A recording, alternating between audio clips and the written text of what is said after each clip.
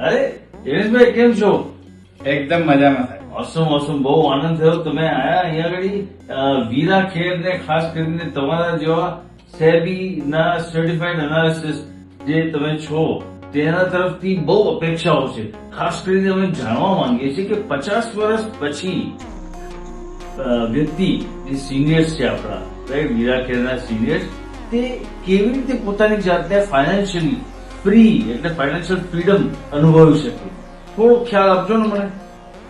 તો એમાં એવું છે કે જનરલી આપણે જોઈએ છે કે 50 વર્ષ સુધી વ્યક્તિ ઘણું જદ્દોજહદ કરતો હોય છે ઓહો.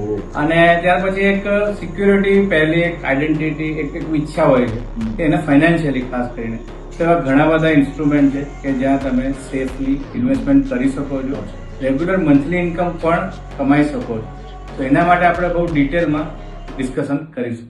ચોક્કસ સાહેબ પ્લીઝ આ નોલેજ અમને આપજો અને આ આપવા બદલ અમે તમારા આભારી રહીશું. કેમ કારણ કે અમારા બધા જ સિનિયર્સ સમય અંતરે અમને પૂછે છે કે how to be safe right. કારણ કે ઓબ્વિયસલી અમને આખી જિંદગી એમના છોકરાઓને ઉછેરવામાં અને એક સરસ મજાનું લાઈફ સ્ટાન્ડર્ડ જાળવવામાં કરી છે, પણ હવે શું, વોટ ઇઝ નેક્સ્ટ?